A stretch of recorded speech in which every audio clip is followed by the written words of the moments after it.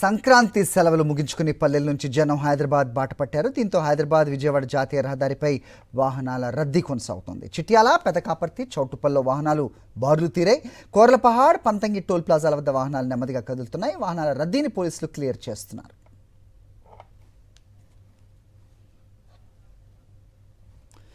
Right, ఇదే అంశంపై మా కరెస్పాండెంట్ అశోక్ మరిన్ని వివరాలు ఇస్తారు. అశోక్, చెప్పండి, ఎలా మూవ్ అవుతోంది ట్రాఫిక్? అప్డేట్స్ ఉన్నాయి?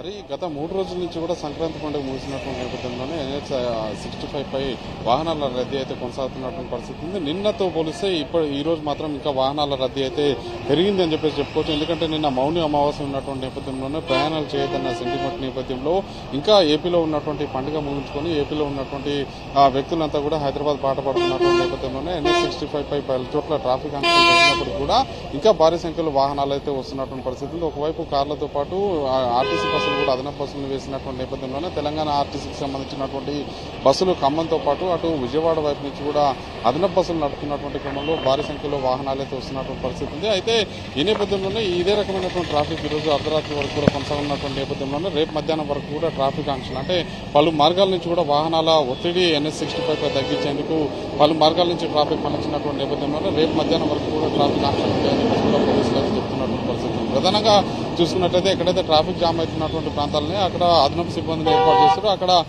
ఎక్కడికక్కడ ట్రాఫిక్ అంతరాయం ఏర్పడ్డటువంటి నేపథ్యంలోనే వాహనాల రద్దీని దృష్టిలో పెట్టుకుని హెవీ వెహికల్స్ ని రోడ్డు పక్కన ఆపేసి ఆ తర్వాత కార్లని లైట్ వెహికల్స్ ను కూడా ముందుకు సజావుగా వెళ్లిపోయేందుకైతే చర్యలు చేపడుతున్నటువంటి పరిస్థితి. ప్రస్తుతం మనం ఉన్నటువంటి చిట్యాల జంక్షన్ వద్ద చూసుకోవచ్చు. ఇక్కడ వాహనాలు 2 కిలోమీటర్ల మేర బారులు తీరినటువంటి నేపథ్యంలోనే భువనగిరి, రామన్నపేట, వలిగొండ, బీబీనగర్ నుంచి హైదరాబాద్ మళ్లించినటువంటి నేపథ్యంలోనే ప్రస్తుతం అయితే కొంత వాహనాలు వేగం అయితే పుంజుకున్నటువంటి పరిస్థితి కనిపిస్తుంది. ఒకవేళ ఇదే రకమైనటువంటి రద్దీ కొనసాగితే మాత్రం ఖచ్చితంగా ఎక్కడైతే కోదాడ కావచ్చు, మిర్యాలగూడ, హాలియా లాంటి ప్రాంతాల్లో అటువైపు నుంచి హెవీ వెహికల్స్ ని మళ్లించిన తర్వాత కార్లను మాత్రం NH65 పైనే వెళ్లేలాగా చర్యలు అయితే చేపడుతున్నటువంటి పరిస్థితి కనిపిస్తుంది. మనం చూసుకోవచ్చు, ప్రస్తుతం అయితే చిట్యాల జంక్షన్ వద్ద ఫ్లైఓవర్ నిర్మాణం జరుగుతున్నటువంటి నేపథ్యంలోనే ఇక్కడ వాహనాలు NH65 పై గతంతో పోలిస్తే ఇప్పుడు కొంత నెమ్మదిగా వెళ్తున్నటువంటి క్రమం అయితే ఉంది.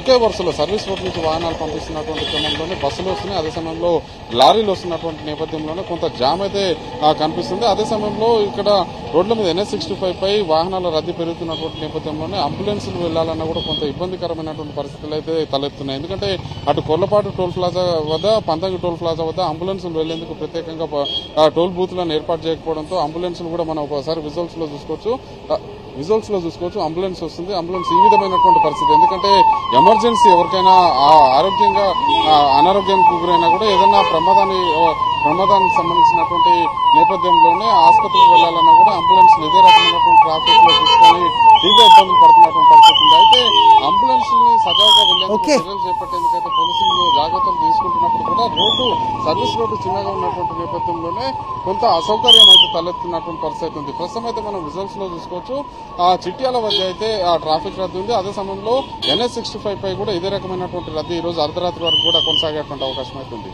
Right, thanks for the inputs.